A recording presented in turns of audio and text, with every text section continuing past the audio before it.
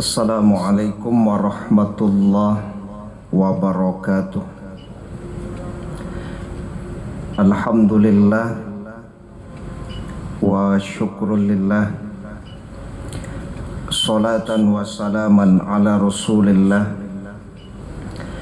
Ashhadu an la ilaha illallah wahdahu la syarikalah, wa ashhadu anna Muhammadan abduhu wa rasuluh la nabiyya ba'da. Allahumma salli wa sallim ala nabiyyina Muhammad wa ala alihi wa ashabihi ajma'in wa man tabi'ahum bi ihsanin ila yaumiddin. Qala Allah Ta'ala fil Qur'anil Karim, a'udzu billahi minasy syaithanir rajim. Bismillahirrahmanirrahim.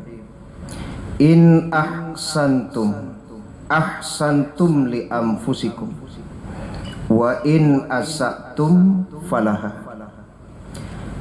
Jika kamu berbuat baik, maka perbuatan baik itu adalah untukmu. Dan jika engkau berbuat buruk, maka perbuatan buruk itu sebenarnya kembali kepadamu. Surat Al-Isra ayat yang ke-7. Bapak-bapak, ibu-ibu jamaah zuhur yang terhormat, alhamdulillah, puji syukur kehadirat Allah Subhanahu wa ta'ala atas limpahan taufik dan hidayah Allah. Kita hadir di masjid ini dalam rangka menunaikan sholat zuhur berjamaah. Barang siapa yang Allah beri petunjuk, tidak ada satupun yang dapat menyesatkannya. Tapi orang yang sudah disesatkan Allah, tidak ada satupun yang dapat menunjukinya kecuali atas izin dan ridha Allah Subhanahu wa ta'ala. Kemudian salawat dan salam kepada Nabi kita Muhammad sallallahu alaihi wasallam, keluarga beliau, sahabat beliau, pengikut-pengikut beliau yang mengikuti beliau dengan ihsan sampai hari kemudian. Semoga kelak di hari kiamat kita mendapatkan syafaat dari Rasulullah sallallahu alaihi wasallam. Amin ya rabbal alamin. Bapak Ibu jamaah yang dirahmati Allah, surat Al-Isra ayat 7 yang kita baca di awal tadi sering dibahas oleh para mubalik dan asatid, berkaitan dengan kandungan dan pelajaran yang bisa kita ambil untuk kebaikan hidup kita, baik di dunia maupun di akhirat. In ahsantum li anfusikum. Jika engkau berbuat baik, maka perbuatan baik itu untukmu. Wa in asatum falaha. Dan jika engkau berbuat buruk, maka perbuatan buruk itu kembali lagi kepadamu. Yang pertama, Bapak Ibu jamaah yang dirahmati Allah, berbicara tentang perbuatan baik ataupun perbuatan buruk yang kita lakukan, maka kembali kepada kita. Sebab ketika kita berbuat baik, maka kita mendapatkan kebaikan. Ketika kita berbuat buruk, maka tentu keburukan akan kita dapatkan. Sementara di hari kiamat, kita itu terselamatkan dari kebaikan atau keburukan yang kita lakukan. Fa amma man thaqulat mawazinuh fahuwa fi 'ishatir radiyah. Maka adapun orang yang timbangan kebaikannya lebih berat, ketimbangan kebaikannya lebih berat, fahuwa fi 'ishatir radiyah, maka dia akan berada dalam kehidupan yang memuaskan atau menyenangkan. Ini pengaruh kebaikannya kan untuk kita. Wa amma man khaffat mawazinu. Tapi kalau seandainya kebaikannya itu lebih ringan, tentu dari keburukannya, fa ummuhu hawiyah, maka tempat kembalinya itu adalah hawiyah, ya, neraka yang apinya sangat panas, ya.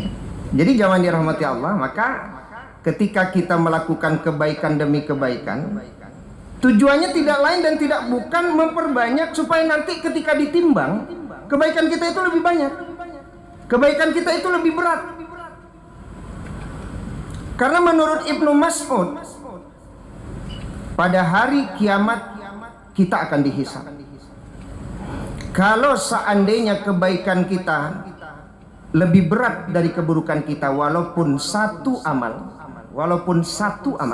maka tempatnya di surga.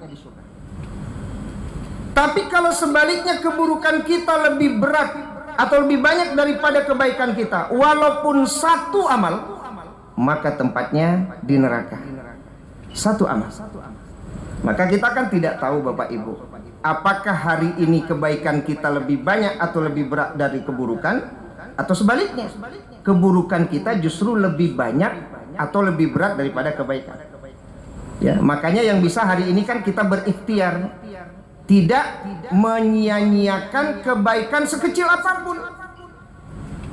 Ya, tidak menyia-nyiakan. Apalagi kalau berbicara tentang rahmat dan murka Allah.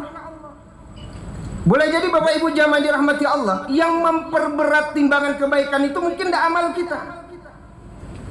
Yang memperbanyak bukan amal kita. Boleh jadi disitulah letak rahmat Allah. Sebab pas ditimbang Pak, kebaikan kita ternyata masih ringan. Tapi apa yang membuat dia lebih berat? Rahmat. Karena orang masuk surga kan karena rahmat Allah. Makanya bertemu oleh kita riwayat seorang pezina yang kemudian ada jaminan masuk surga gara-gara hanya menolong seekor anjing yang kehausan. Kalau ini berbicara rahmat gitu. Artinya kita berusaha untuk tidak menyia-nyiakan sekecil apapun kebaikan. Karena boleh jadi rahmat Allah itu justru ada di kebaikan-kebaikan yang mungkin kecil tadi gitu. Awak menganggap ketek, janjian di situ ada rahmat Allah, Pak. Batu kota letak di tengah jalan, Pak. Dalam pikiran kita ini membahayakan. Kalau dihitung-hitung dibandingkan orang bersedekah 10 juta, Pak, mungkin orang memandang lebih hebat sedekah 10 juta dari batu tadi.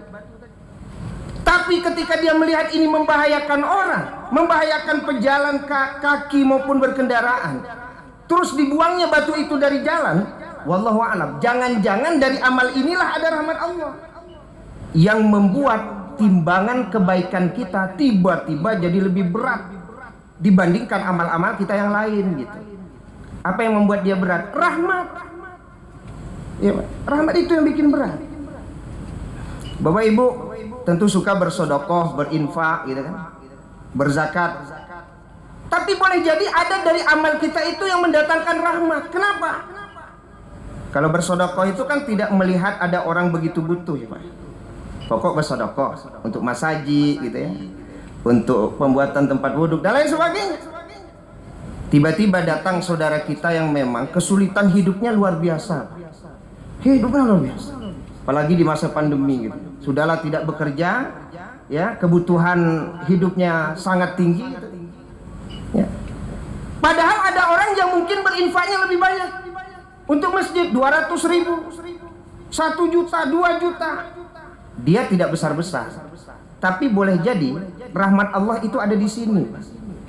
Ketika saudaranya butuh, ya, sulit, anak-anaknya tidak makan, perutnya lapar.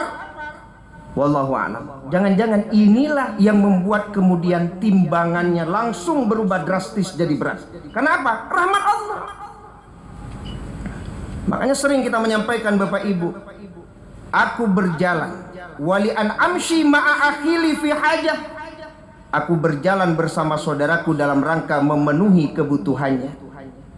Ahabbu, lebih aku sukai min an a'taqifa fi hadzal masjid syahron. Lebih aku sukai daripada beriktikaf di masjid ini selama 1 bulan. Masjid apa itu? Masjid Nabawi. Padahal beriktikaf di Masjid Nabawi itu tidak main-main pahalanya, Pak. 1 bulan pula lagi.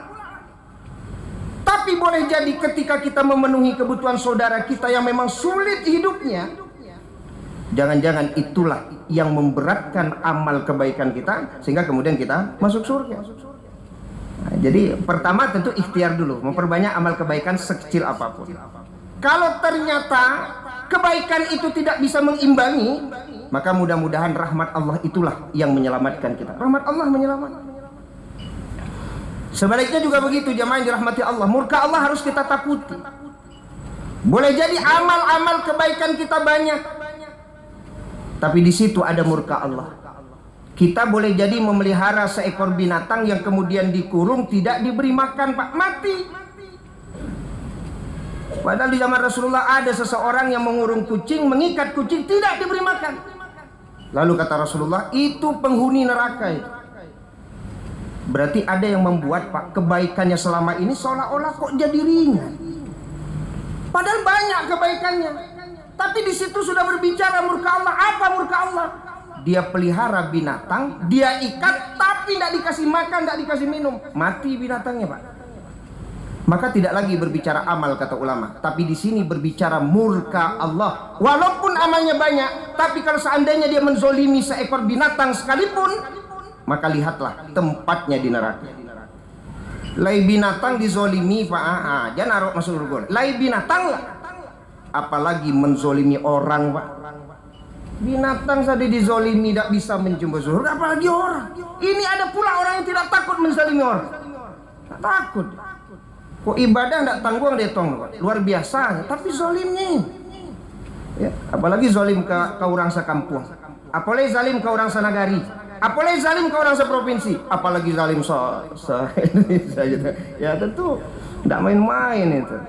Nah, bapak-bapak, ibu-ibu jamaah dirahmati Allah Subhanahu wa Ta'ala. Jadi poin satunya ini, ya, bahwasanya in ahsantum li anfusikum wa in asatum falaha. Jadi kebaikan itu baliknya kepada kita, keburukan juga kembalinya kepada kita, yang akan menentukan kita nanti tempatnya apakah di surga atau di neraka. Nah, itu kebaikan tadi.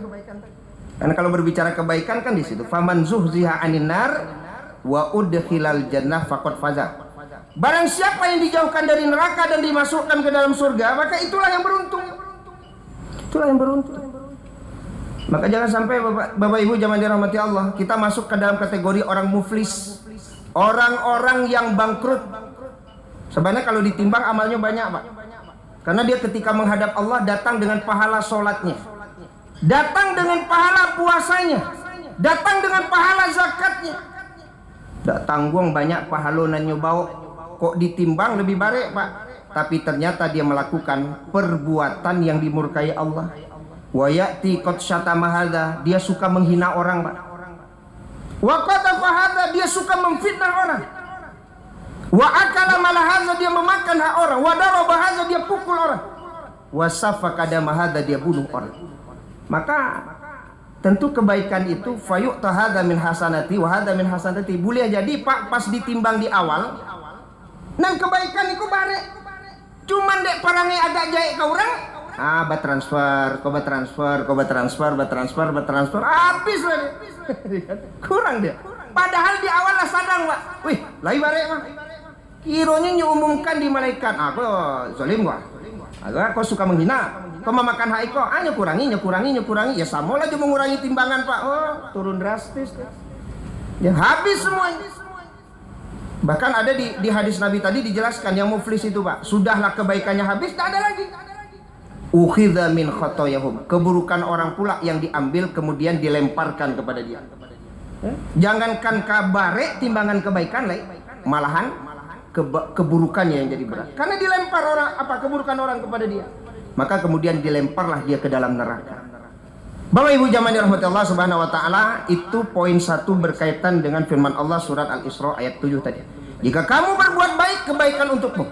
Jika kamu berbuat buruk, maka keburukan itu juga akan kembali kepadamu. Yang kedua, makna kebaikan itu kata ulama berkaitan dengan ketentraman jiwa, kedamaian hati.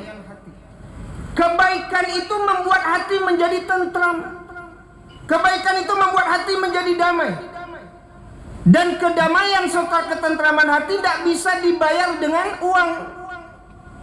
Iya.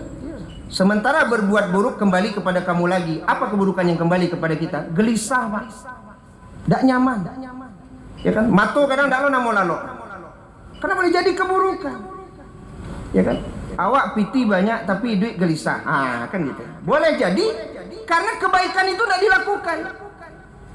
Seperti umpamanya menahan hak orang. Hak orang harus dikeluarkan, Pak, tapi nyotahan juga. Berarti dia tidak bisa berbuat baik, maka kebaikan itu tidak sampai kepada dia, malah keburukan. Ya. Berbakti kepada orang tua juga begitu. Berbakti kepada kedua orang tua itu adalah kebaikan. Maka tidak ada bahasanya berbakti kepada orang tua yang hati jadi gelisah. Tapi kalau hati gelisah mungkin boleh bertanya, Pak. Sebulan, 2 bulan, 3 bulan ini sudah nelpon orang tua atau belum? Kan begitu. Mana tahu, Pak, awak sibuk bekerja, orang gaek di rumah menunggu telepon anak nandak tiba-tiba. Ya kan? Sehingga hati gelisah. Jadi kalau kita berbuat baik kembali kepada kita. Kalau berbuat buruk kembalinya juga kepada kita. Bahkan ada ulama yang berkata, maka bisa rasaki kok lancar, Pak. Kagaek saya dak elok. Ya, kagaek saya tidak berbakti deh. Jadi kalau berbuat baik kembali kepada kita, berbuat buruk kembalinya juga kepada kita. Di surat Al-Ma'arij kalau kita bacakan begitu Bapak Ibu, ayat 19 sampai 25 kan gitu. Kenapa gelisah? Karena boleh jadi kita tidak mengeluarkan harta yang ada pada kita, maka gelisah. Innal insana khuliqa halu'an. Sesungguhnya manusia itu diciptakan suka mengeluh, gelisah, tidak nyaman.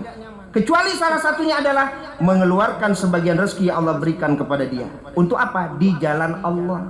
Jadi kalau kebaikan yang dilakukan hidup tenang, tapi kalau keburukan yang dilakukan hidup pasti akan gelisah. Kembalinya kepada kita juga. Kemudian yang terakhir Bapak Ibu jamaah dirahmati Allah. In ahsantum li anfusikum wa in asatum falah. Ini berhubungan kalau kita berbuat baik, maka orang juga baik kepada kita. Kalau orang berbuat buruk, boleh jadi orang juga buruk kepada kita. Ya. Makanya kan ada orang-orang kalau sudah pensiun itu ada rasa takut deh. Ada orang mengistilahkan post power syndrome kan. Ya, dulu waktu alun pensiun Pak menjabat berkuasa orang hormat kayaknya Pak. Orang yang dulu menyapu, beliau menyapu. Tapi ketika pensiun ada takut, ada cemas. Karena boleh jadi ketika dia menjabat, boleh jadi ketika dia berkuasa, dia tidak mampu menjaga hubungan baik dengan orang, Pak. Dia tidak mampu berbuat baik, awak jahe.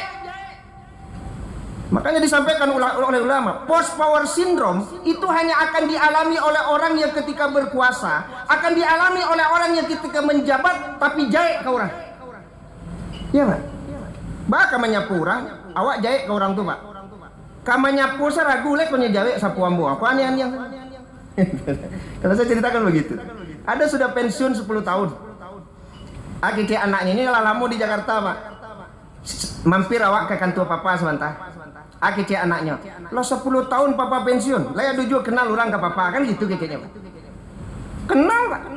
Ya alun masuk saya ke kantor, Pak, baru sampai di muko, tukang sapu sama sorak sekali, Pak. Onde, Pak, alhamdulillah lai sehat jo badan apa nih. Hormat. Orang berbuat baik kepada. Kenapa? Karena dia suka ngasih tip ke tukang sapu kok, Pak. Dapet gaji balabiah, dapet tunjangan jabatan, hanya aja ke tukang sapu kok. Agi anak beko ya, balian sekete anang kurang. Eloknya, Pak. Maka balik orang pun juga akan baik sama dia, Pak. Itu baru di luar, Pak. Alun masuk ke dalam, tiba di dalam, basora orang-orang di dalam tuh, nih Pak, sehat, alhamdulillah. Iko baru 2 tahun pensiun, Pak, tiba di Padang, anak lo mengecek, Bapak, singgah wak ke kantor.